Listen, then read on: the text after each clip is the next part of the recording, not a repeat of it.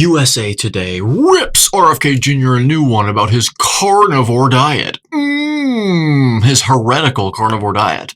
All right, let's take a look at this article here, because I haven't read this, so we'll be reading it together. All right, so we've got RFK Jr. only eats meat, fermented foods. The carnivore diet explained. Okay, so two problems here. Number one, that's not true.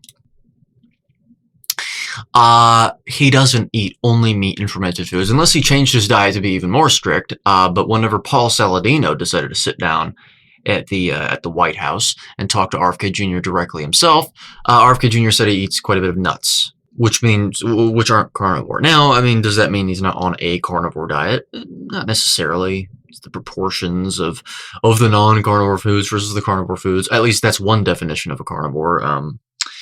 Other definitions, anthropologists can't even determine they can't even find a definitive definition for a carnivore, by the way. They can't do it. Not even really because of stupidity, but because of the intricacies with respect to animals' diets, the not the capriciousness, but the vicissitudes of the diet, I guess you could say, depending on the seasons. So anyway, whatever. That's just a sort of baseline definition. But if we're using that definition, he's eating a carnivore diet, right? That's fine. But I said there's a few problems here. So that's the first one. Only eats meat and fermented foods. But the carnivore diet. Okay, nope. Not the carnivore diet. Yep, the carnivore diet. Yeah, I eat the carnivore diet. What's that? People have an image in their heads of the carnivore diet. However, that image changes because depending on what their influence has been and their perspective of the carnivore diet is, because of due to everything that they see and everything they're exposed to on their social media algorithms. Okay, my carnivore diet is not the same as someone else's. All right, so not everything that's carnivore is appropriate to be consuming. Not every carnivore diet is appropriate to be consuming, or in other words, indicated for your physiology as a human being. As opposed to contraindicated.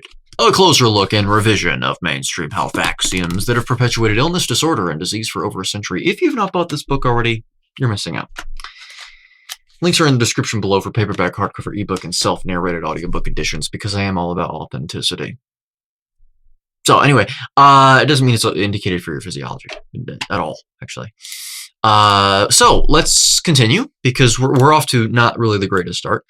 I really try, and I do actually, forgive. I'm forgiving in my arguments towards an oppositional sort of party, I suppose you could say. But it's really difficult with mainstream outlets like this. Like really, really difficult, especially with what we know about them today. This is when it gets like really difficult for me. So we'll keep it up. We'll be forgiving and all this stuff because it's our responsibility, our duty. But understand that it's very difficult for me to do this. Okay.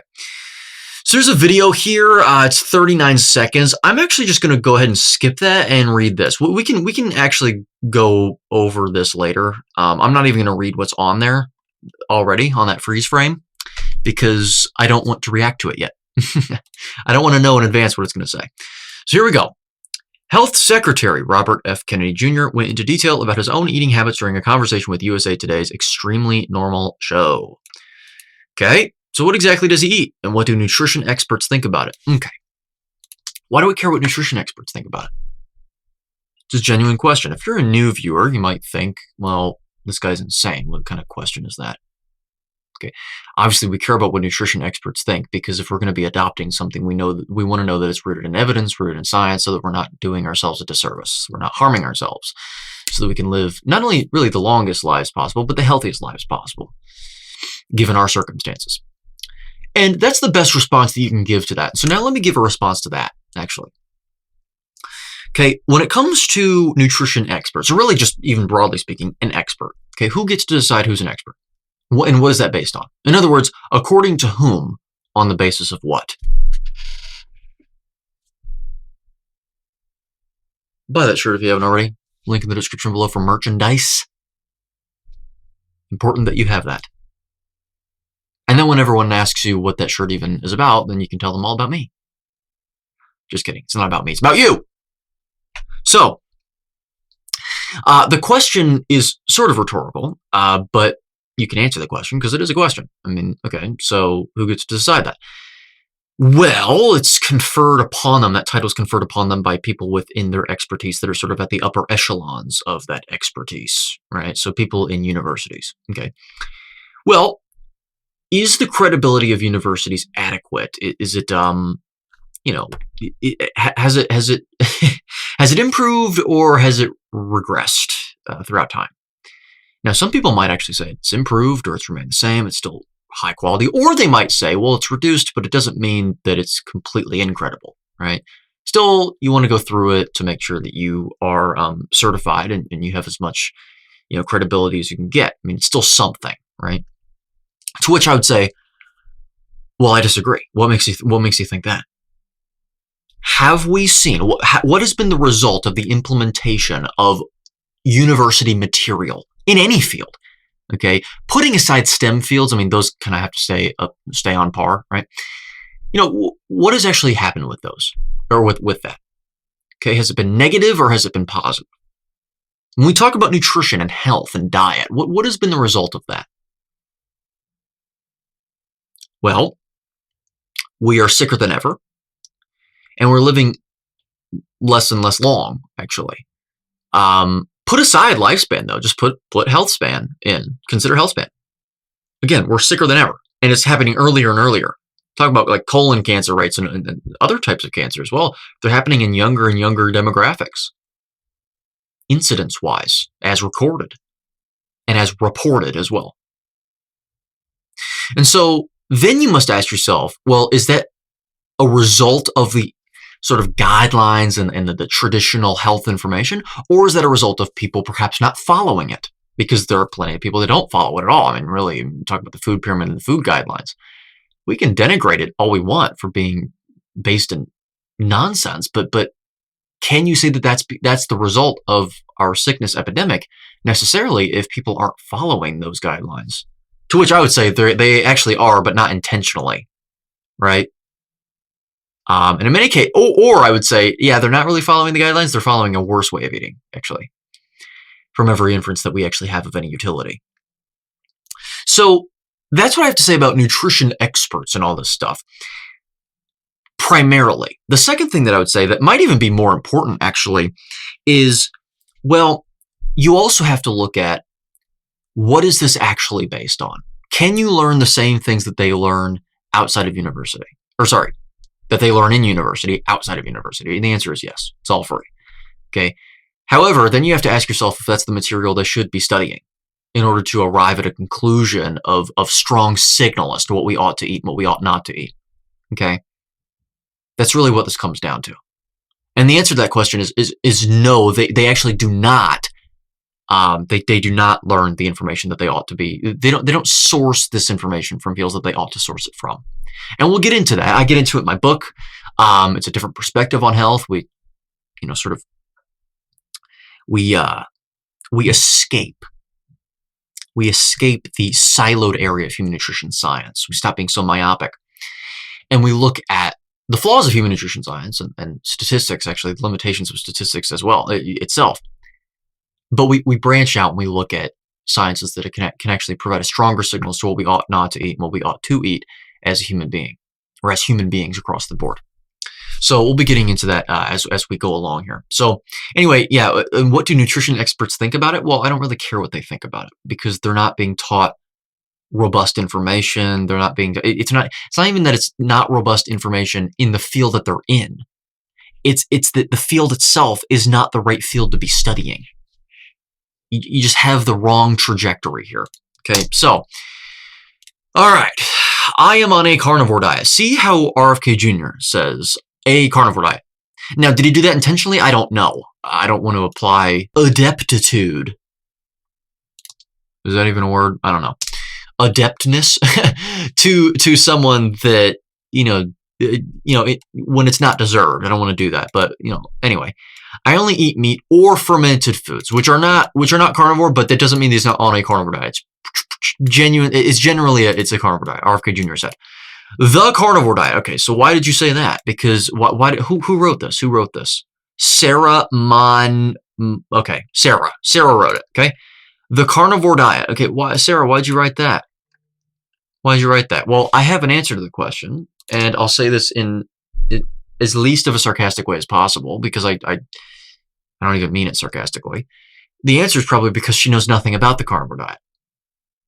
Because it's not. If she did, she would know that it's not the carnivore diet. Like I just said it there, to use her own words against her. Because if she did, then she'd understand that it's not the carnivore diet. That's not how that works. It's an animal-based diet. Well, that's generally true, yeah. Okay, but are all animal-based diets the same? And also define animal-based diet. Because if you're talking to Paul Saladino, an animal-based diet can be having basically 2 oranges and an entire squash in the morning with a side of 2 eggs or something, and then you're animal-based. So you gotta ask the right people when it comes to. You gotta ask the right questions and arrive at an objective measurement when it comes to these things to isolate signal from noise. What are we actually dealing with here when we talk about an animal-based diet? That makes it even more broad than carnivore, right? That allows meats, fish, and small amounts of dairy. Registered dietitian Jamie Nadeau previously told USA Today. So now we're listening to people from that are dietitians. So people that have graduated from the American Dietetics Association, basically. Now, you want to talk about vested interests and industry-sponsored bias, then go ahead and look at the American Dietetics Association. There's plenty of other industries that are influenced by this as well, but look at the American Dietetics Association. Okay, they have millions and millions, maybe even billions of dollars that are allocated to them, and by big pharma, as one example. Okay, they are heavily influenced by industry, and they're actually worse. I think their material that they are indoctrinated with is worse than the nutritionists, than what they are subject to and influenced by. Because you talk to a dietitian, they'll have you believe, they actually inculcate it like they're like they're Jehovah's Witnesses, that religiously, carbohydrates, you need hundreds of grams a day. They're your primary energy source. You need them. It's your brain food. It's your brain food. It's your brain food. It's your brain food. It's your brain food. Like literally over and over and over again. It's just blah. They're pummeled with it. I imagine the words being thrown out like from as punches from these instructors. Just just over and over and over again. Taught this. Just brain food. Brain food. Brain food. Just over and over again. And so they're even worse. And so now we thought it was bad talking to a nutritionist first, we haven't talked to a nutritionist yet, but it says a nutrition expert. So are you calling a dietitian a nutrition expert? Because yikes. Anyway, okay, fine. So a dietitian, Jamie, whatever. That means cutting out vegetables, fruits. Oh, actually, let's look at the characterization of this. Animal-based diet that allows meats, fish, and small amounts of dairy. Well, again, no, not necessarily. Allows fish. Generally speaking, yes. Dairy is more ambiguous. This is why you can't just lump them all together in the carnivore diet, okay? Anyway, that means cutting out vegetables, fruits, grains, legumes, seeds, and nuts. Harvard Health adds. So Harvard Health. So Harvard is considered, the most prestigious university. It's the first university, right? And they also had to introduce a remedial math course for their freshman students. And so let's understand that. Because mathematics is a fundamental element of the STEM field, right? It's part of it. And so we need to understand that when we start talking about Harvard. Everyone just, again, it's these mental heuristics that we're taught to just sort of fundamentally just reflexively understand.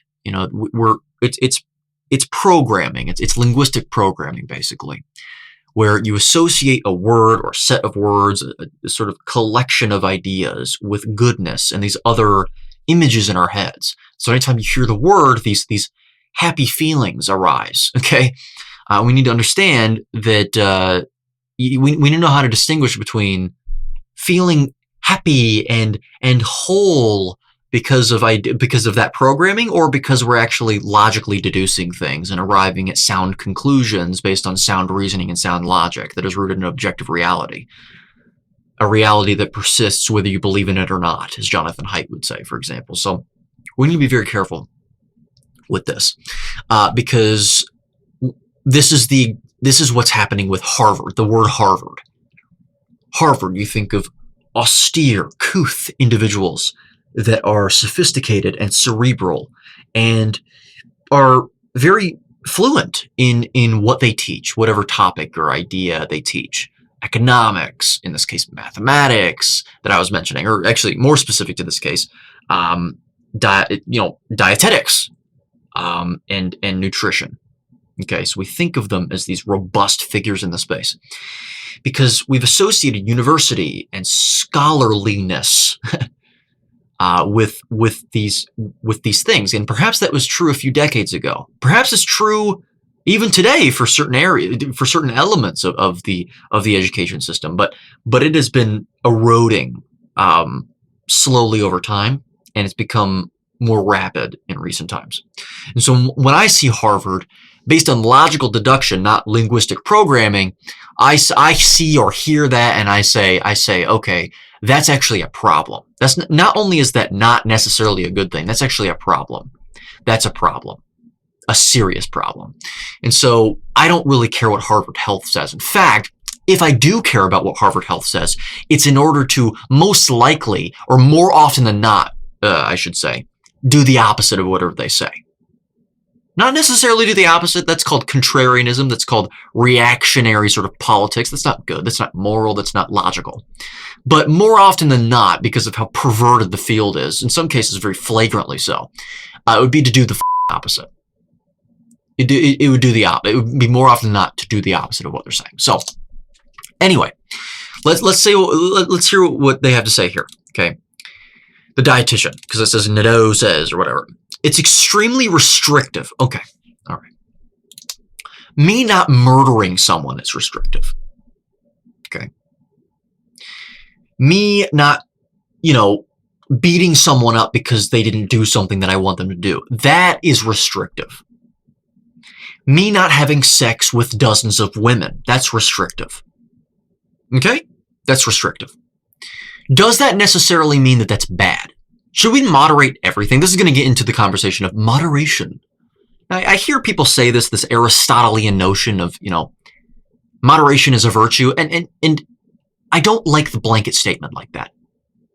I don't like blanket statements like that. Moderation is a virtue. Do you mean the ability to moderate really bad things?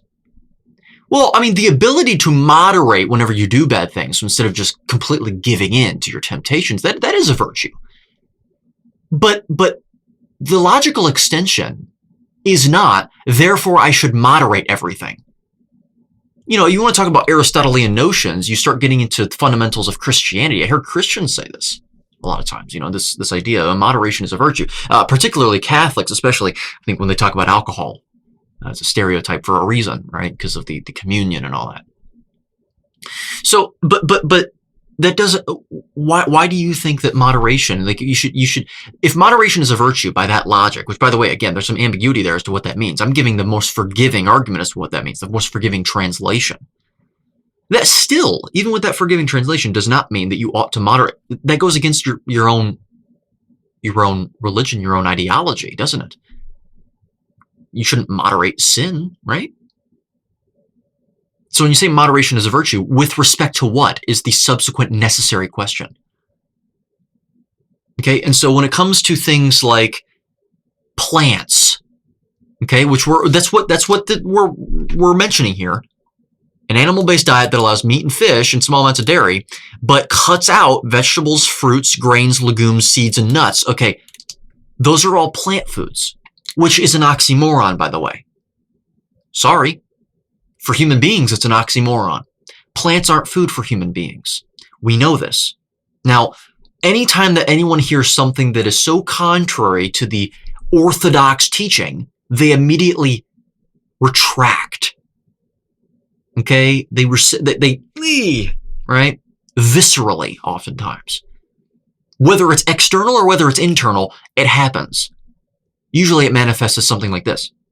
What the hell? What? What the hell is this guy talking about? That's not logical, is it? Yeah, it's extreme, right? It is extreme. But to say that something being extreme is indicative of its erroneousness or absurdity, okay, is lending credence. It's no different than citing or employing the ad populum fallacy, appeal to popularity. It's also why I don't really like the term common sense. It's like, well, common sense. There's also a common phrase that means common sense ain't so common nowadays. So, it doesn't mean anything. Common sense, it doesn't make any sense. That doesn't make any sense, does it? It doesn't mean anything. Common sense is just appeal to popularity. Well, it's the same thing as saying, well, everyone does that. Everyone knows that. It's like, no, everyone thinks that, and they may or may not be correct about it, right?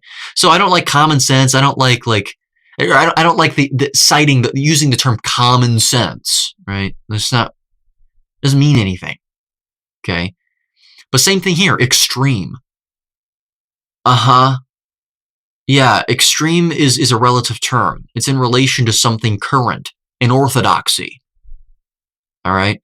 So, whatever, this is going to get into this argument. It's extreme. Yeah, well, in my opinion, it's extreme to consume things that were not evolved to consume and withstand. Okay, last I checked, all of these things have fiber in them. Okay, you want to hear something inflammatory? Again, inflammatory doesn't mean it's wrong. When you observe evolutionary biology and you look at positive and negative selection pressures, natural selection pressures, okay, and you look at the trends in our anatomy, in certain elements of our biochemistry, our paleoanthropological record, our chemical anthropology, our observational paleoanthropology, that's what that's split up into. And you refer to those because they're based on an understanding of evolutionary biology, because we are an animal anatomically speaking.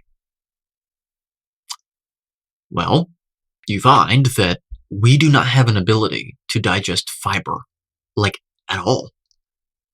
If you're going to rank it on like 100% ability to a 0% ability, we're at about 5% or so. It depends on who you are. It fluctuates up and down a few percentage points depending on what you're eating. What does that suggest to you about about plant consumption? Should we be consuming plants? I mean, last I checked, if you can't digest something, you shouldn't be consuming it. Sorry. How long have we been consuming plants to any significant degree throughout our evolutionary history? Well, have you ever heard of the agricultural revolution? I'm sure you have heard of it. Why was it called revolutionary? Why was it called revolutionary? Well, it was called revolutionary because we started to actually cultivate plants for consumption, because, you know, from every inference that we have going back to that point of any signal worth its salt, there was an extinction of megafauna that occurred, whether that be due to climate change, whether that be due to overhunting, or both. Doesn't matter. Seems that there was a lack of available or abundant megafauna to hunt down, because we are hunters after all. Look at our eyes, look at our rotator cuffs. We evolved to be hunters. We're predators, first and foremost. Okay. Now, you might think, well, and now you have to ask yourself, well, how long ago did that happen? Well, it was 13,000 years ago, as estimated. Now, you might think, well, 13,000 years is a long time. Long is a relative term. Relative to what? In the grand scheme of things, evolutionarily, full genotypic adaptations can occur throughout 13,000 years, but clearly they didn't really with plants, because, at least with fiber, that component of plants, which is like the primary component of plants, because you can see this with their anatomy all across the board. Okay, this isn't regional. All right, but then there's plenty more inferences, and I'll spare you all of the details. So anyway, so there's something there, but not to mention, over the last 13,000 years, it's not like we consumed plants to the same degree over that entire 13,000 year span that we do today. Not even close. Okay, what happened after the agricultural revolution as well? Our skeletal structure declined. We started to have loss of teeth, crooked teeth, smaller skeletal structures, skeletal deformities, actually. Again, wrote about this in my book. Okay, that's a problem. Our stature declined. Our brain size declined. Again, there are multiple influential variables here that, again, culminated in this reduction in brain size, especially. But you have to find the primary signal. That's your goal. All the signals, yes, and then find the primary one. All right? Association doesn't equal causation. I understand that. But put it all together into a composite image and it puts together a pretty interesting picture. Okay? So, what else can we cite? Well, how often do you encounter simple carbohydrates and starches and all that stuff in nature that is untouched by human hybridization? You don't. Yeah, if you find a beehive, you can gorge yourself on that. There's a reason that we have a desire for sweet things. We have a taste for things that are sweet. It's not because we are designed to eat them. It's because there was an evolutionary advantage to finding desire to eat them because it allowed us to, I don't know, store onto fat more easily. That's true. Fruit season happens right before winter, and every single animal that engages in the consumption of fruit during fruit season, they don't necessarily get fat. Some animals absolutely do, actually. But they gain fat. They do put on fat. That should tell you something. Should we be doing that now with our climate-controlled environments? I don't know about that. It served an advantage when we actually withstood very harsh winters. Now, not sure about that. Anyway, that's what's extreme to me, eating things we're not evolved to withstand. So again, back to the whole extreme argument, this is what it's going to lead into. It's stupid. No requirement for vegetables, no requirements for fruits, no requirement for grains, no requirement for legumes, no requirement for seeds, no requirement for nuts. And in fact, they are contraindicated for human consumption. Anyway, quote, it's extremely restrictive and cuts out many, many nutritious foods. Okay, so nutritious. Is meat nutritious? Are eggs nutritious? Is dairy nutritious? Is fish nutritious, which is meat? The answer is yes. Okay, in fact, they have all of the nutrients that you require for the subserving of your life as a human being. And not merely the subserving of your life, but also your ability to live, not just be alive. Okay, it's not just that it gets you by, like a vegan diet can with supplements. So even, you still need supplements even then. We're not just talking about surviving, we're talking about thriving. Carnivore diet has all of that. Okay, what's the requirement for, I don't know, carbohydrates in human beings? Well, it's 0. 0 grams per day, exogenous dietary carbohydrates.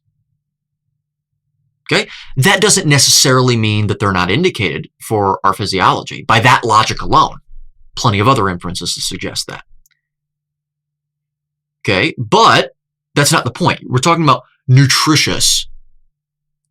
Okay, nutritious is a buzz term. Again, you hear the word, you associate that with wholeness and balance and bliss and beauty. Okay, stop it. You wouldn't go out to an animal in the wild like a lion and say, you know what? You're excluding a lot of nutritious food. It's like, yeah, things might have nutrients in them. That doesn't mean you ought to be consuming them. Because what else is in those things? Maybe some toxins. Do plants have toxins in them? They absolutely do. One of them is called gluten. Okay? Just because you don't have immediate symptoms that are debilitating from gluten consumption doesn't mean it's not doing anything to you, and also doesn't mean that you should be consuming it. Sorry. Okay? So nutritious is a buzz term. It doesn't matter whether it's nutritious. So is animal food. Next. Many nutritious foods that are proven by research to be health promoting. All right. So here's where I shine, right? Here's where my material shines. Okay?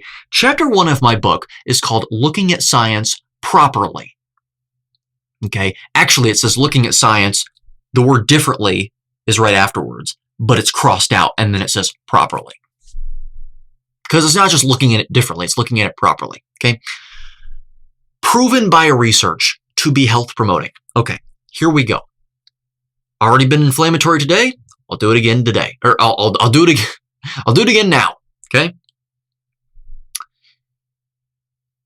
Health promoting. Let's break that term down. Health is the absence of disease process.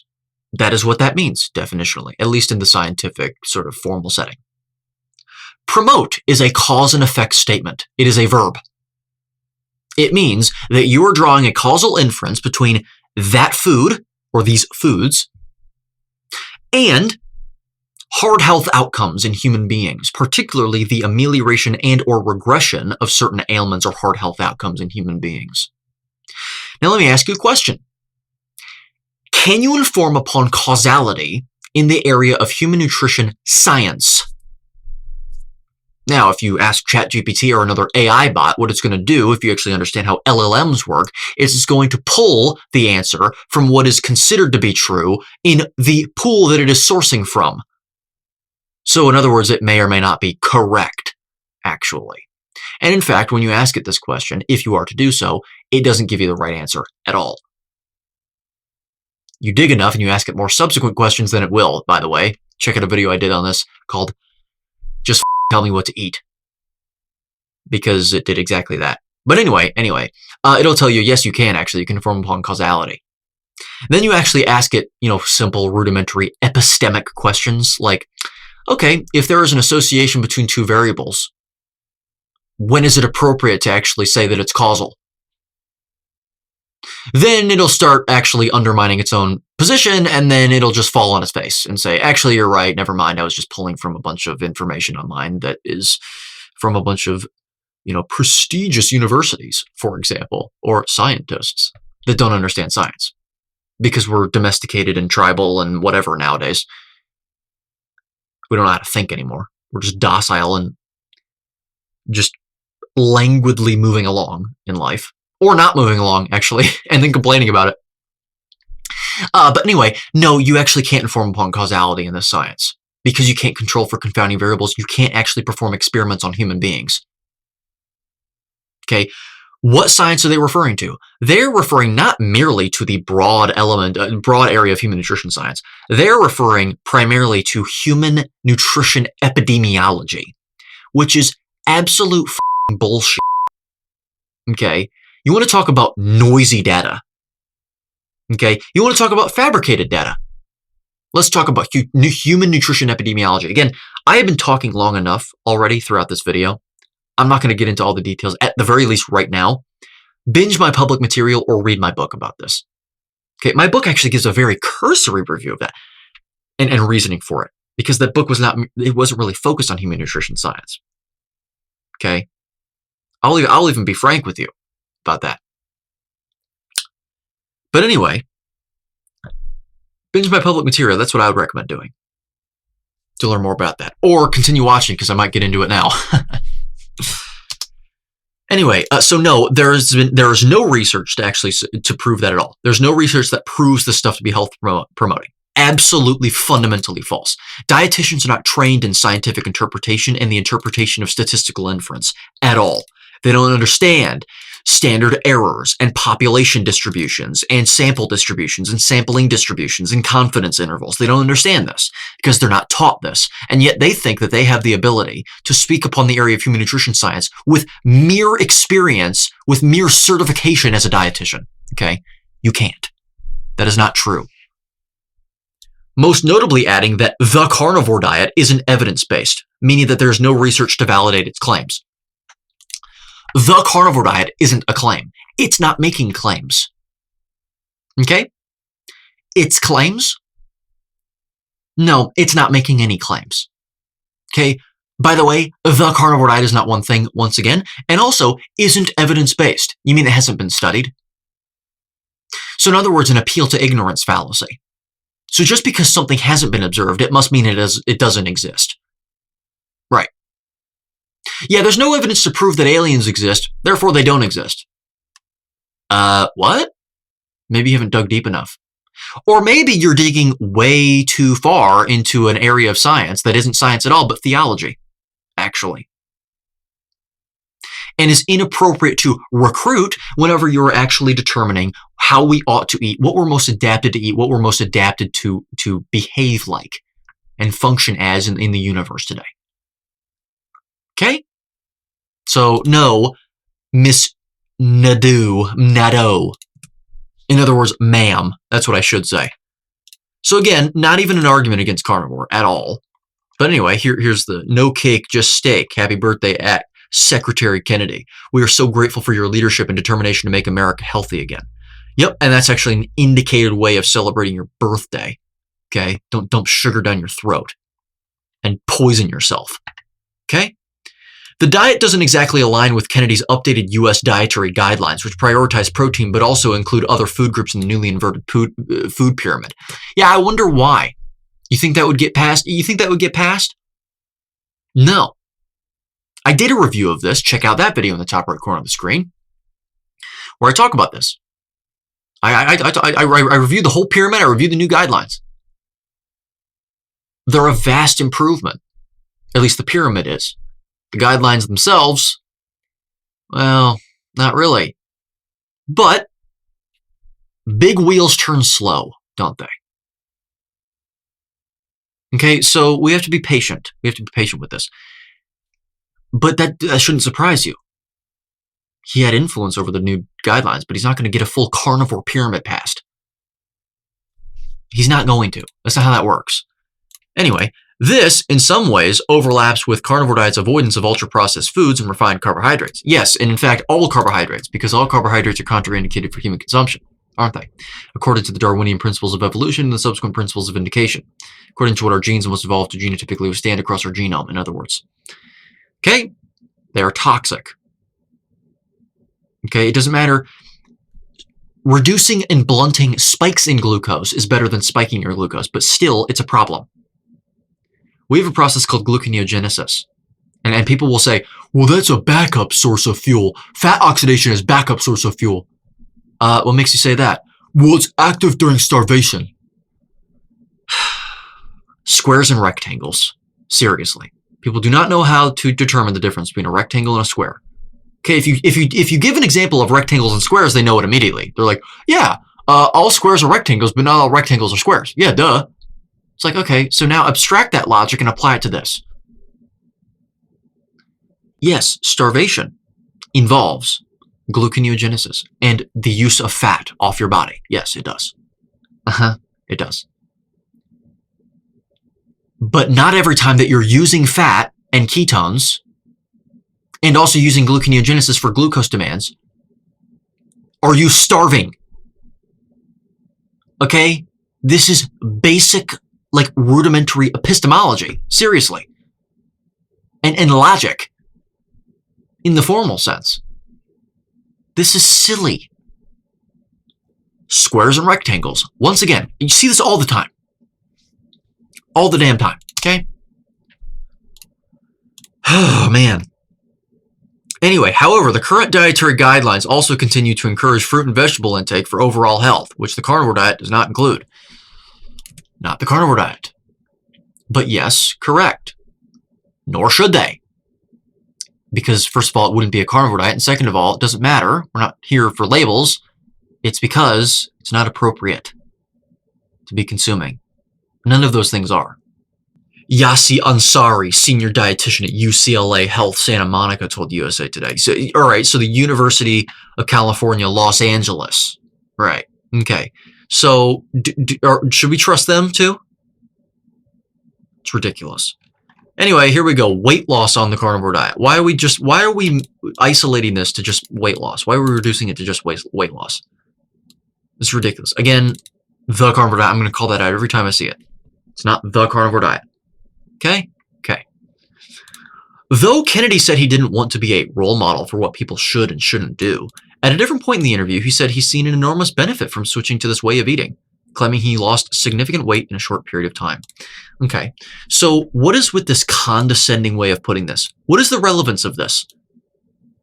Are you pretending like these things are mutually exclusive? All he did was he said, yeah, I don't want to be a role model necessarily for what people should and shouldn't do, which, by the way, I wouldn't have even said that. I do actually want to be that person. Why wouldn't you want to be this person? he's trying to be careful because he's in a position of authority in the current United States administration, which is fine, but whatever. He said so despite this, he's seen an enormous benefit from switching to this way of eating, claiming he lost significant weight in a short period of time. Okay, so is losing weight always necessarily a good thing? Is weight the sole criterion of health? Well, no, it isn't. He's just giving his experience. That was just one thing that he saw that was of ostensible benefit because, well, if he had a lot of fat to lose, if he was, significantly adipose, then yeah, chances are, by my estimation, you should probably lose that fat. Okay, but we need to be very careful. See, I'm already being careful the way I'm saying this. We need to be very careful with what words we use. Okay, weight isn't one thing. If he lost a ton of weight, but it was all in the form of muscle, well, that's a problem, isn't it? That suggests a disorder. Okay, if he lost a ton of water weight and no muscle and no fat, that could very well be an improvement. I would actually, but he also may very well be dehydrated. So not necessarily. Okay, if he lost a significant amount of fat, a significant amount of water, is perfectly hydrated because he's drinking water and everything just fine. And in fact, he actually had an increase in muscle quite drastically and therefore didn't really lose hardly any weight. Is that bad? No, it's actually a good thing, it seems. It's indicated, in other words, for his physiology and especially given his circumstances in the modern world and the modern context. And so, anyway, which we have to be very careful with that. But the way that USA Today is going to take this is going to be, well, weight. Oh, you can lose weight doing many other things that are actually health promoting. Oh, or they're going to say, actually, he was losing weight because he's actually severely malnourished and everything. Unbelievable. Anyway, let's go ahead and see. Let's see if I'm right. The diet, yeah, right, may not be right for other people. Well, why not? We are of the same species, Homo sapiens sapien. So when you go and look at every other species and what they're eating, are they eating different things? No, not really. Especially if they're evolving in the same general environment. That's how that works, okay? Human beings are slightly different in this respect because we are the most ubiquitous species on the planet, but that only happened really after the agricultural revolution. It was one of the reasons why it was extremely beneficial for us. I'm not saying that it wasn't beneficial. Again, indication depends on circumstances, doesn't it? You have to adapt to ever-changing circumstances and the vicissitudes of life and your environment, okay? That's what evolution basically is. That's the story of evolution, right? So, anyway, got to be careful with that. All right, but it doesn't change the fact that 13,000 years hasn't been enough our ubiquity hasn't lasted long enough to mean that different people have different diets and that are appropriate for them to be consuming. Okay, we might have more variation around our indicated diet than other animals potentially. It's hard to really say. It's just a theory. I don't know if it can ever really be proven. But it doesn't mean that we should just be, some people, they do better on a vegan diet and other people do better on a carnivore diet. It's like, what are you talking about? Seriously? Yeah, no. Look at our anatomy. That's pretty constant across the board, okay?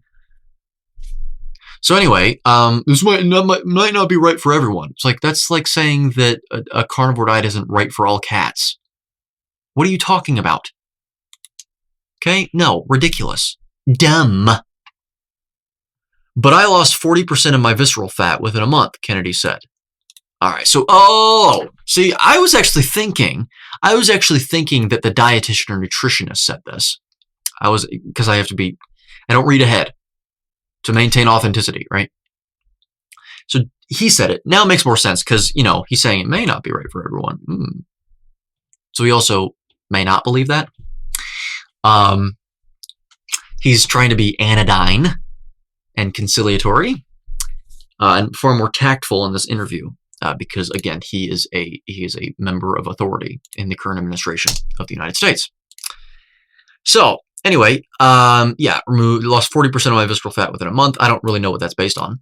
Kennedy said, the way I feel, my mental clarity, my word retrieval, I had noticeable improvements, and you can attribute some of that to placebo effect, but I lost 20 pounds in 20 days when I switched to this diet. Right. Yeah, and so many people, tens of thousands, if not at this point hundreds of thousands. I want to be careful with this though, but by my estimation, have had very similar experiences. Of course, there's people that have had bad experiences on a carnivore diet. I think that most of those are attributable to the adaptation window and also undereating. I think those are two of the primary reasons. I don't know that many people are gonna. I know that critics of mine are going to sit there and say, "Oh, well, how convenient." Of course, you won't ever admit that it's because carnivore itself is just really bad. It's like, listen, I'm not a dietary tribalist. Like if tomorrow there was an overwhelming amount of evidence that suggested that like a mixed diet were appropriate or something, then I would accept it with alacrity, actually. But there's no evidence to support that claim at all, and I'm pretty confident that there won't be because of what the inferences are that we're using right now. They're pretty evergreen, actually. You know, anyway.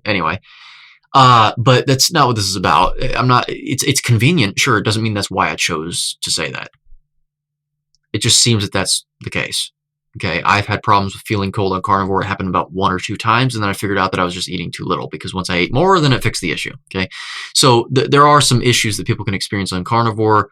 I'd be I'd be a lot more prudent before just rapidly changing it back over to your previous diet. I mean, think of it this way: to use a far less elaborate explanation and elucidation of this and reasoning for this.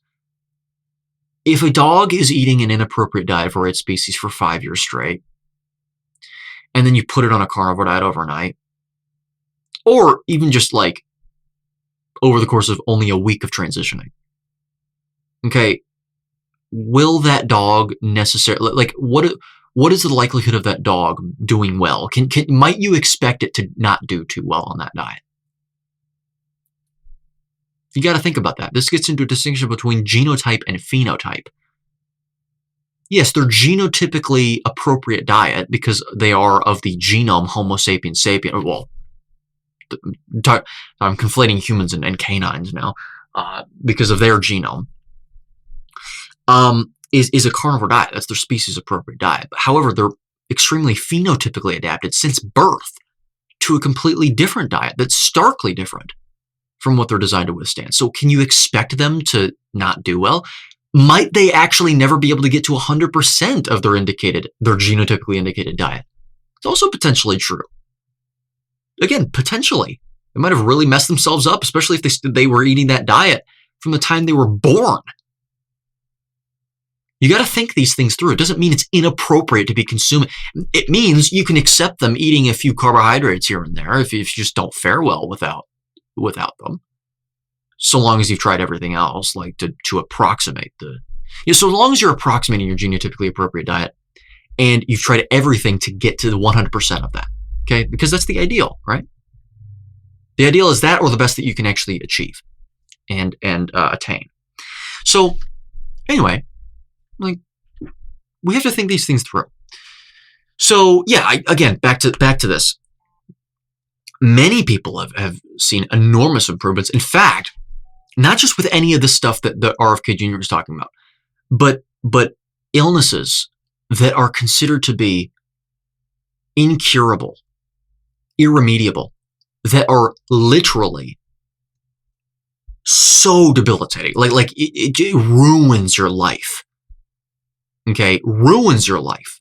I've heard many cases personally. I've received them. You can believe this or not. It's fine. It's your world. Of cancer regression on this way of eating. Again, sounds absurd. I understand how this might sound for someone like myself, even a few years ago, that has been raised to believe that meat and animal products are like, oh yeah, they have these benefits, but you want to cut down on them. You want to reduce, you moderate it. Moderate it. Again, whatever that means, but you don't have too much. It's like, what? Unbelievable. So yes, this is not a foreign idea and experience. Okay, this isn't anomalous or enigmatic in any way. Visceral fat is a type of fat that lines your abdominal walls and wraps around many of your internal organs, the Cleveland Clinic explains. Correct, yes. That's why it's called visceral, actually. While it's beneficial in protecting your organs, sure, I guess you could say that. Jeez. Okay, too much has been linked to higher risks of cardiovascular disease. First of all, not a fan of visceral fat, but that's actually not true. See, hold on a minute. If you're a new viewer, this is very important for you to understand. Linked to is an association. That's an associative term. Okay? So in other words, it's vapid. It's weightless. It doesn't really carry a lot of weight, does it? Okay? Me drinking water every day is linked with me going to sleep every night. Okay? That doesn't mean anything. It doesn't. By the way, that association is 100% like it's 1-to-1. It's one of the strongest associations you'll ever see. Okay? But there's also many other confounding variables there. All right? So, no. It doesn't mean anything. Whenever you hear linked to, understand it's an association, which puts into question the strength of the association, the noise within that association. So the confounders, the spurious variables, the lurking variables, all of this stuff. Okay? But here's the main problem. Linked to higher risks of cardiovascular disease. The word risk in this context is a cause and effect term. Risk. Linked to higher risks. No, it has not been, because risk is a cause and effect statement, and there are no studies to inform upon the risk of any heart health outcome or disease process as that relates to any aspect of human nutrition over any given period of time throughout the entire time human nutrition science has existed. There never has been, and there never will be. Okay? Sometimes you have to refer to this noisy data, especially when it comes to exercise, how many sets of how many reps of this should I be performing in order to maximize hypertrophy to the best inferences that we have? Yeah, then you refer to this science that's noisy and whatever, and find the strongest signal within that science. Can't really use evolutionary biology and comparative anatomy and certain elements of your biochemistry to discern and to infer, rather, how many sets of how many reps we should do of a certain exercise to maximize hypertrophy. It's like, that's not how that works. You have to refer, you have to outsource, you have to look at this. Okay? However, we have a lot stronger inferences here, and I already listed them off. Okay, for the sake of brevity, I'm not going too granularly into them. That's why I suggest binging my public material and buying my book. I wrote that book at 19 years old. Actually, 18 years old. It was released when I was 19. I've been thinking about this for a long time. I'm 22 now. So anyway, yeah, so too much has been linked to high risk of cardiovascular disease. Yeah, no, it hasn't, actually. Now, it suggests a problem because of other inferences. Now, many proponents of the diet have cited similar side effects. Well, associated side symptoms, because effect is the conjugate of cause. Okay, but yes, their mechanisms are they're plain as day here. Saying it aided in weight loss, similar to keto and other no-carb diets. Right, and you know what? The inference that is the hardest here, the strongest signal acquisition here, to support these claims and to explain these and to justify applying a causal relationship here, is just basic biochemistry.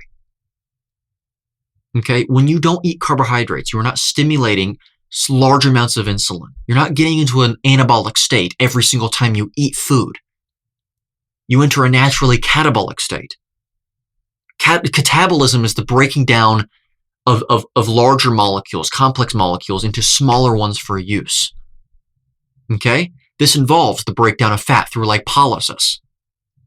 Okay? And this involves the utilization of that fat through beta oxidation. Okay? Or fatty acid oxidation for ATP production. Okay? This involves ketone production at the level of the liver. I know that might throw you off. It's like ketogenesis. Wait. You said it's breaking down things, but that's the creation of something. Yes, but it's the creation of something through the breakdown of something. It happens in catabolic states. So ketogenesis is the production of ketones for use in your cardiac cells, in your skeletal muscle cells, in your brain, your neurons. Okay? Catabolism. All right? This involves glycogenolysis, the breakdown of stored glycogen in your muscle fibers. Not all of it, or else you would die. Okay, in the people that have been studied, it really goes down to about 10 to 20%. So, but still, you're losing water weight that's associated with that because of the osmolarity of glycogen polymers. Okay, this involves rapid weight loss. Well, not even necessarily rapid. It's not necessarily rapid at all. But in many cases, it is rapid. And it's just basic biochemistry. Stimulate lots of glucagon, the primary catabolic hormone, hormones being signaling molecules, basically. And actually actively reduce the amount of insulin being secreted. So not merely not stimulating insulin, but actually influencing a downregulation of insulin, actually. Yeah, that's a recipe for catabolism. Okay? Catabolism can absolutely transgress towards starvation if you're not well fed.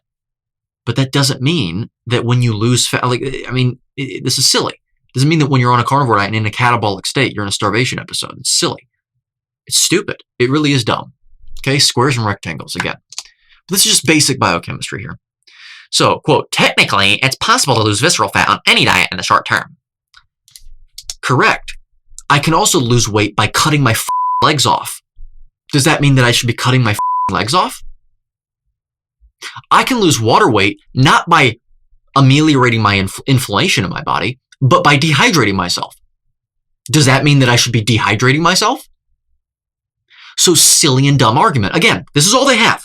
This is all they have. This is appropriate for someone that doesn't really think about these issues to espouse. I can understand that. In an informal setting, it's still not appropriate if they're just on a podcast and they're speaking authoritatively about things with conviction. It's like, okay, chill out, bucko. But this is a dietitian talking. These are prestigious medical and health professionals using fallacious logic, which arguably isn't logic at all, is it? Anyway, semantics. Technically, it's possible to lose visceral fat on any diet in the short term. Correct, yes. And also the long term, by the way. But anyway, Ansari said, anytime we restrict calories or significantly change the diet, we may see reductions in visceral fat in the short term. So, mostly correct. However, you can't restrict calories. You know why? Because you can't restrict something below zero. You don't consume calories. Does anyone know what a calorie is? And by anyone, I mean them. Not you. Not you.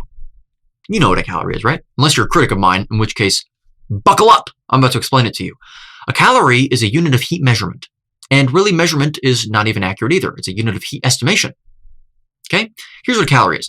A calorie is the amount of heat required to raise the temperature of 1 gram of water around a closed thermodynamic system, also known as a bomb calorimeter, actually, by 1 degree Celsius. It's a measurement of kinetic activity, or the movement of the molecules in that water. That movement being caused by, effectively, photons of a certain wavelength interacting with the surrounding water after being released from the rapid combustion of a food within said bomb calorimeter via a massive electrical current, thus causing rotations, vibrations, and translations. Physics for you. Okay? Now, what relevance does that have to the human body? Well, it has some relevance. We release calories in the form of heat. It's what creates, in the form of entropy, actually, which creates body heat. That's correct. How much do photons and how much does heat weigh? You know the answer to that question? So in other words, how much does it actually affect your weight or your mass balance of your body? Well, since photons of light can't be brought to rest, they weigh nothing. They don't have a mass value at all, which means that calories don't affect your mass balance up or down in any direction. So that raises a question. Well, Eddie, it sounds like you're being a little trivially pedantic here, captious, in other words, right? This is silly. It's not what they actually mean. Maybe they don't mean directly consuming calories, except they actually do mean that. But maybe they don't. Maybe they don't. Maybe what they're actually just referring to is effectively just a proxy measure for how much you're consuming, which, by the way, is true. That's what they actually mean. However, that is like saying that it's appropriate for me to go to my bank and bring them a bunch of euros and say, yeah, let me put these into my bank account. Let me deposit these. Does that make any sense? Are they going to take that? No. So generally speaking, as euros increase, dollars increase, right? Yeah, it's a proxy measurement. Yeah, but it's really noisy. Okay, add on top of that, the major issue here, the major problem, we are not closed thermodynamic systems. A bomb calorimeter that I was just referencing, that's a closed system. In other words, it allows for the flow of energy in the form of heat in the system, into the system, and also out of the system. Okay, energy in, energy out. Okay, Human beings allow for the flow of energy in and energy out, so we can absorb sort of photons from the light and increase our metabolic rate. That's energy in. We release calories as a result of exothermic biochemical reactions that occur. So we release heat as a result of that. So that's energy out. But we also consume food. And food is mass, isn't it? We consume food. That's mass in. We drink water. We also allow for the flow of mass out of the body too. So we excrete urine, for example. We excrete sweat and tears. We defecate. Okay, there's many things that we actually do that involve mass out. And so what you have to do is you don't look merely at this whole simple equation, which people can't actually cite at the top of their heads. They always talk about the first law of thermodynamics. Laws are conditional. They are applicable to certain systems and not others. Okay, the first law of thermodynamics applies to closed systems because of the explicit exclusion of mass from the equation. The equation is delta U minus Q equals Q minus W, actually, if you didn't know that. Okay. You have to add in, if you want it to apply to us, the law of conservation of mass. All things considered, considering that the law of conservation of mass also isn't a definitive law. It's also conditional. It's practically, pragmatically correct, but it's not correct. But anyway, once you do that, you find that the formula is extremely complicated and not even worth considering at all. So at the end of the day, what matters is mass in, mass out, not energy in and energy out. And what influences how much mass you consume and how much is actually used by the body? Well, bioavailability, hormonal signaling, and that's all influenced by the quality of the food you are consuming, the actual substance, the makeup of the food. Are we done? You're not consuming calories. What they mean is, oh, when we restrict food, like when we eat less. But the problem is that you can actually eat a lot more mass on carnivore and still lose mass because of how it affects your physiology hormonally and biochemically. Uncoupled mitochondria in your fat cells, higher glucagon, lower insulin. That can increase metabolic rate, can't it? Which means you're actually releasing more calories as estimated. So even if you want to use the thermodynamic model, the whole calories in, calories out model, go ahead. So anyway, the general point here is correct, but again, weight loss is not the sole criterion of healthy diet, okay? It's not true. In fact, you can actually some people need to gain weight. Okay, carnivore helps that too. It's almost like if you feed a member of a species their appropriate diet, their body adjusts. Okay, for what its needs are. All right, in the long term, however, define long term. That is a value judgment statement. Okay, that's a relative term. Anyway, in the long term, however, experts argue it's not realistic. What does that even mean, realistic? Continuing to consume it? Well, then why is RFK Jr. doing it? Is he just a alien? In fact, they always love dehumanizing people, so it would actually make sense why they would. That actually wouldn't surprise me if they said that. He's just crazy, actually. He's just subhuman.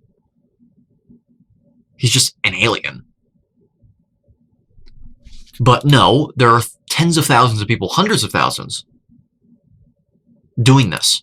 It is entirely realistic.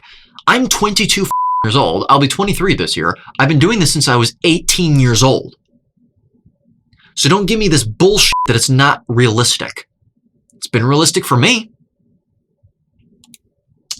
Okay? Can cause other ill health issues. No, can implies that there's actually been an established possibility that is causally related here of this diet causing harm, which is not true. Okay, how can you say can cause other health issues when you also say there isn't any evidence on the diet? The carnivore diet isn't evidence-based, meaning there's no research to validate its claims. You mean claims surrounding the diet, and yet you just said it can cause health issues. So how can you hold those things? It is the law of contradiction, self-contradiction. Okay, you've broken that. It defies that law. Okay, we have a unified logic in this universe. Okay, I meant law of non-contradiction. But anyway, you can't say that shit. Can't say that. Can cause other health issues. Like what? Like what? Okay. Not only do most people gain weight back after the diet becomes unsustainable. Okay, so how do you know this if you just said there isn't any evidence to even that has even been studied or collected on this diet? You morons. This is just a vindictive article that is it's just a smear article. That's all this is. It's not rooted in any critical thinking. Not a shock coming from USA Today. Get the out of here. Not only do most people gain weight back after the diet becomes unsustainable. Are you out of your mind? There are some people that happens to, and I just talked about, I spent a month straight talking about why that could be the case. I interviewed many coaches, health coaches, about this. Okay?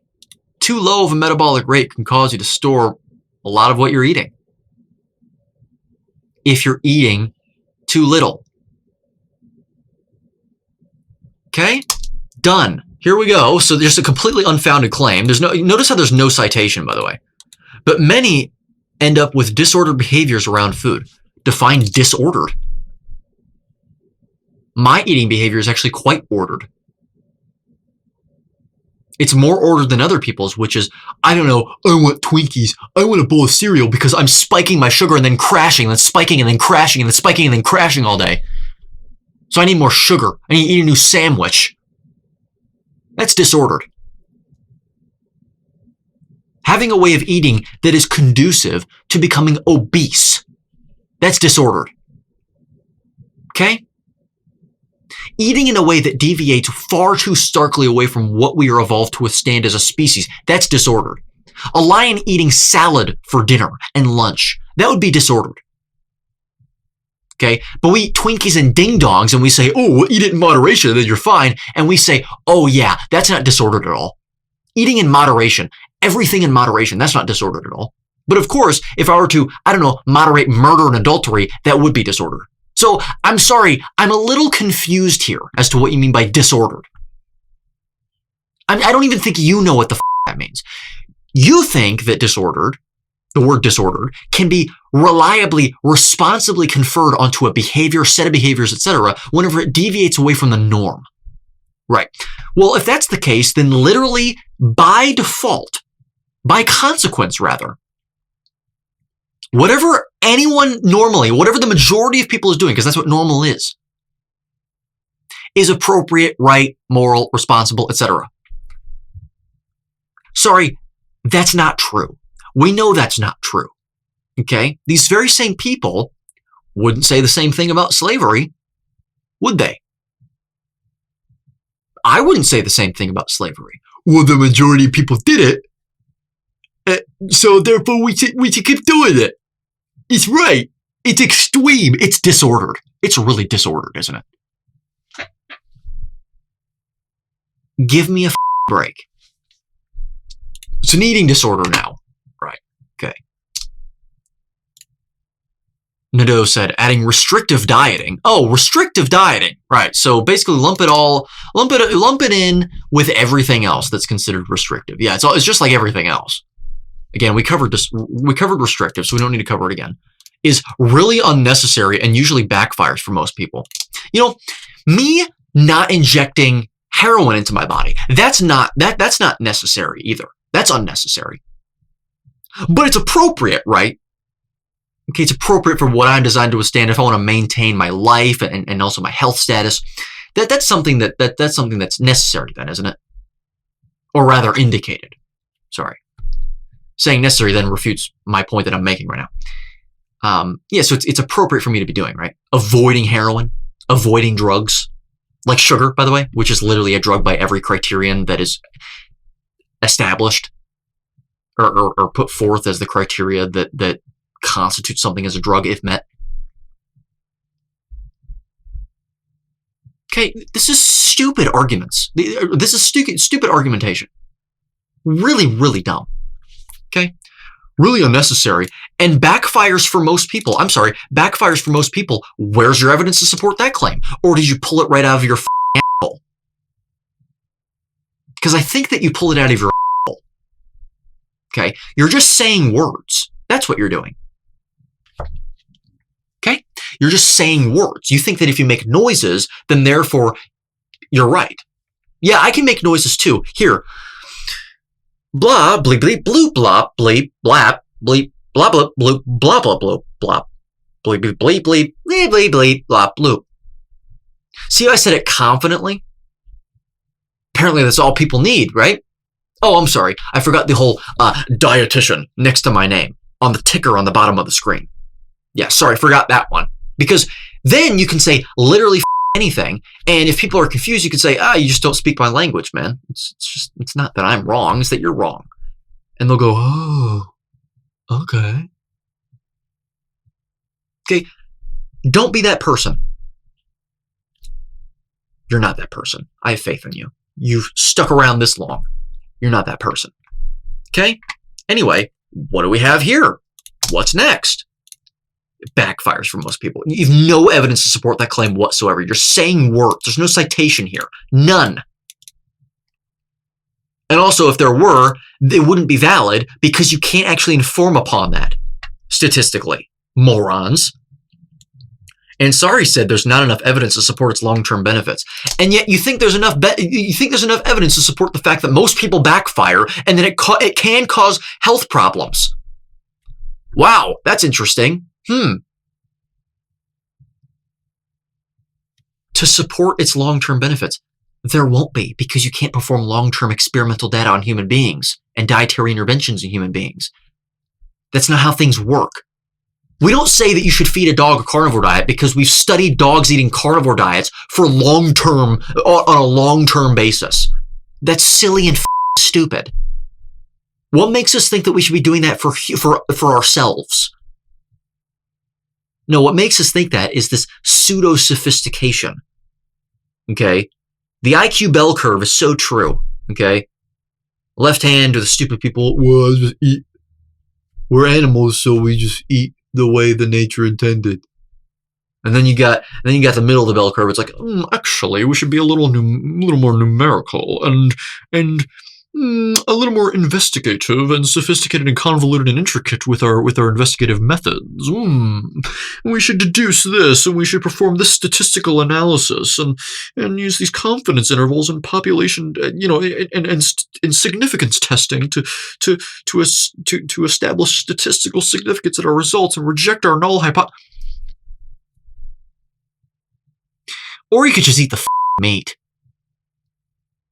Or you could just realize that we're an animal and we should be eating according to what evolution actually determines to be the most indicated diet and behavior for our speciation, with some variability given our modern context and given the fact that human beings have a desire to experiment and improve beyond our baselines. Okay? That's what you ought to be doing. All right? No evidence supports long-term benefits. Depends on what evidence you're talking about, bucko. Sunshine.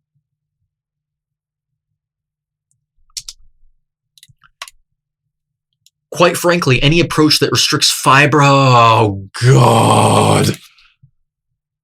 I'm glad I touched on fiber at the beginning of this. Glad I did that. Fiber rich. Right, yeah. You know that thing that you can't digest? And that all of the purported benefits regarding you can actually acquire in higher amounts, in greater amounts, outside of the context of fiber by consuming a ketogenic carnivorous style diet? Yeah, you know that one? You know the thing that actually disrupts your enteric nervous system, which is why it increases mucus secretion because it abrades your enteric lining because you can't digest the thing? Yeah, you know that thing? Yeah, you should be including it in like dozens and dozens of grams a day. Yeah. You know how we have a cecum?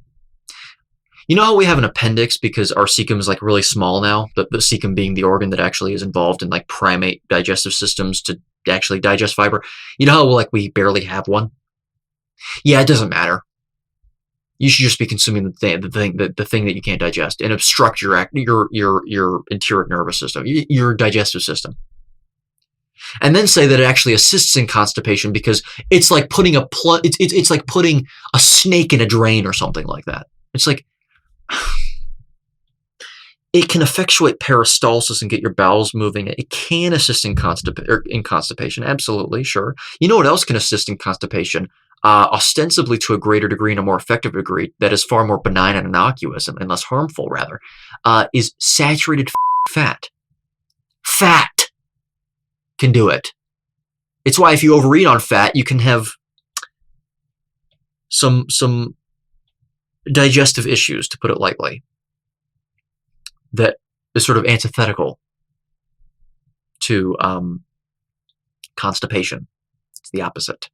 So, I try and keep it a little more sophisticated here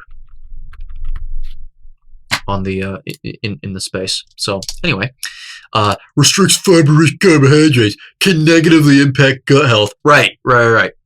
Not consuming that thing that destroys your gut health. Yeah, that actually will destroy it. Right. Okay, cool. She said, the long-term health benefits of consuming a diet rich in fiber from whole grains, nuts, seeds, beans, chickpeas, and lentils alongside lean proteins far outweigh the short-term results that may be seen with highly restrictive fad diet. Right. So, can you actually say that something's a fad diet? If we've eaten it for millions of years, if you include proto-humans that precede our current speciation, that being Homo sapiens sapien, can you call that a fad diet, you moron? What's a fad diet? You know what a fad diet is? It's pretty relative, isn't it? Because it refers to things that are long and short, which are relative terms. How long is a piece of string, ma'am? You don't know what the hell you're talking about. So we don't have any long-term health outcome data on carnivore diets, but we have long-term health benefit data on consuming diets rich in fiber. No, you don't, because you can't perform that data in those experiments on human beings. You're an imbecile, and you're an arrogant one at that, and you should probably just shut up about diet. Okay. Plus, increasing fiber intake can decrease the risk. Nope, done. No data to support that claim, because decrease is a cause and effect statement and risk is a cause and effect term. We're done. Not to mention, this is an ecological fallacy. Sorry, not an ecological fallacy. This is a faulty generalization, because this is only in the people that have been studied. You haven't been studied, I haven't been studied, and therefore you cannot appropriately extrapolate the results of these studies to any group not studied. We're done. You can make opinions based on the groups that you've studied about other groups that you haven't studied. You cannot actually generalize that definitively, factually, to other people that haven't been studied. We're done. Whatever they're going to say, risk of whatever, but in this case it's chronic disease, and sorry added. Nonsense. Absolute nonsense from people that don't understand statistics and think themselves remotely competent to speak upon this area because they're dietitians and graduated from the American Dietetics Association, which is bought and paid for. Morons. Oh, here we go. Cholesterol and other carnivore diet concerns. Give me a break with cholesterol. You know what? Let's get into it. As a dietitian, yep, as a moron, in other words, Ansari said she does not recommend the carnivore diet. Well, good thing that the carnivore diet doesn't exist. Okay, that doesn't exist. Okay, just 100% ridiculous. Okay, not recommend the carnivore diet due to its highly restrictive nature. So we covered restrictive. That can lead to nutritional deficiencies over time. Really? Like what? What am I deficient in? What am I deficient in? Name one nutrient that the carnivore diet doesn't have in it that is required by human beings. Oh, wait.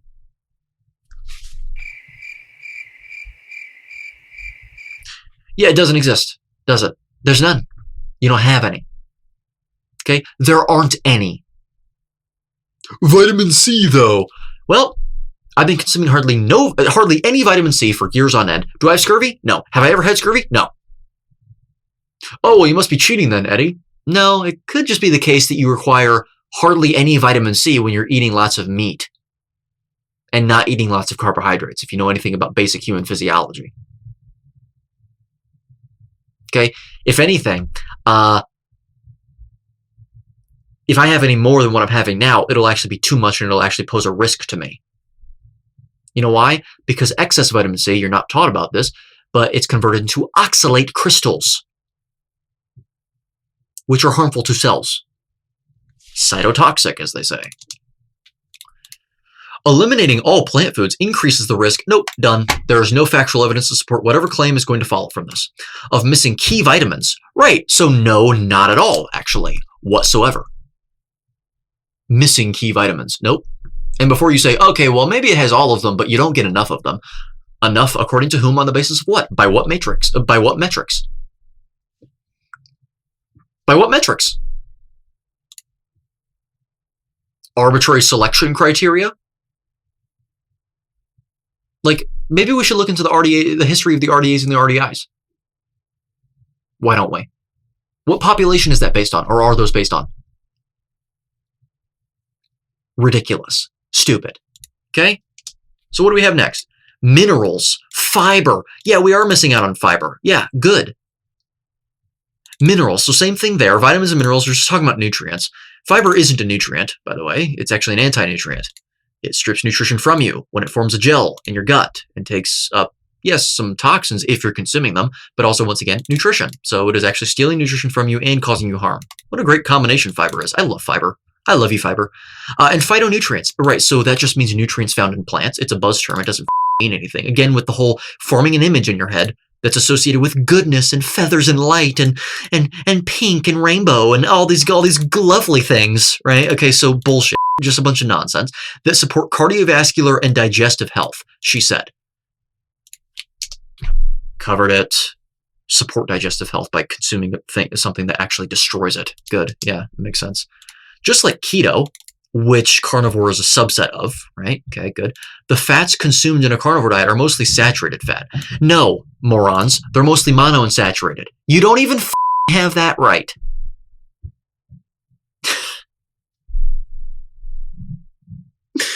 Oh my God. The majority of the fat found in ruminant animal meat, like beef, beef, and pork, by the way, and fish, and all these other things, they're monounsaturated. Then they are saturated. Then they are polyunsaturated. This is what we have to deal with when we talk about dietitians. They don't have any idea what they're talking about. Okay? Which can negatively impact cholesterol. Oh, really? How? By increasing it? So what? Cholesterol causes heart disease. That's like saying heat causes fire. It's not just heat. You need a bunch of other ingredients too. Yeah, my broccoli causes my broccoli cheddar soup to be cooked. No, it's actually a bunch of other things, because without all the other things, you don't have broccoli cheddar soup, moron. Okay? Stupid. Dumb. Diets high in saturated fats. Oh, so all of them are the exact same, right? You know that diet that the 600-pound obese person has and eats that has a bunch of saturated fat in it? That diet's the same as carnivore, right? Did you know that? I bet you didn't know that, but now you do, because USA Today told you. Unbelievable. Okay. Diets high in saturated fats are linked to heart disease. You see that word linked to? You see that term linked to? So associated with. Right. Okay. So what else are these people eating? What else are these people not eating? What else are these people doing? What else are these people not doing? Okay. According to Harvard Health. You mean Harvard that has the remedial math course for their freshman students? Right. Okay. Good. And the carnivore diet in particular, so again, not the carnivore diet, also poses risks. So first we're told that there's no evidence to support anything regarding the carnivore diet, any claims regarding it, and then we're making a bunch of claims regarding it. But they're only valid if it's against the carnivore diet, not in favor of it and in support of it. Good. Okay. Poses risks. So no, not risks. Again, including kidney stones and kidney impairment, gout and osteoporosis.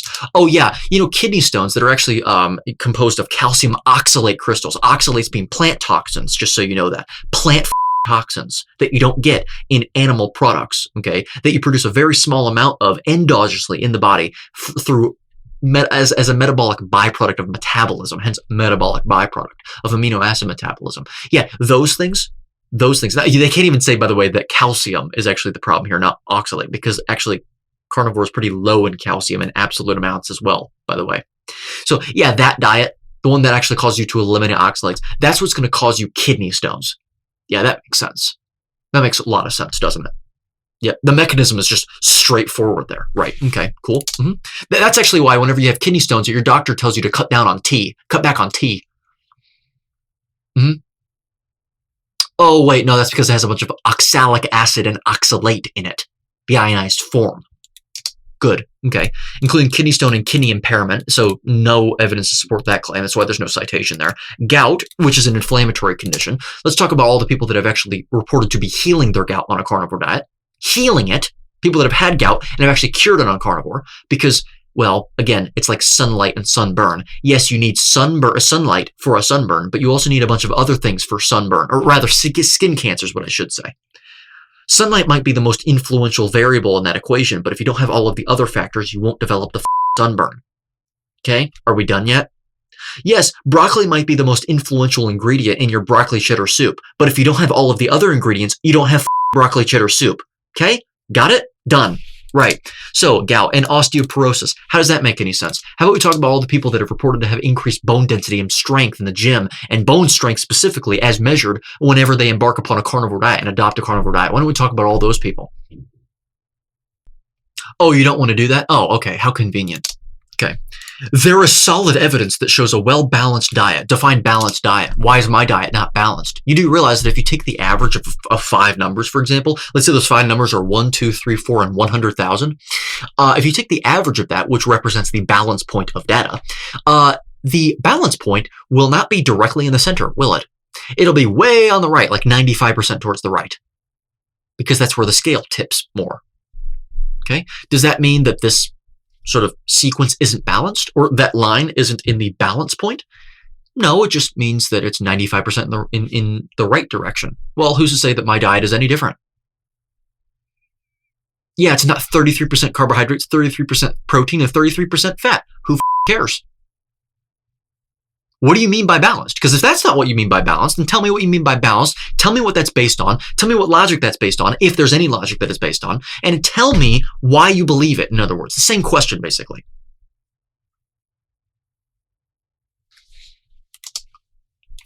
For a well-balanced diet full of plant-based foods. Oh, you mean the standard American diet, which is basically 70% plant-based?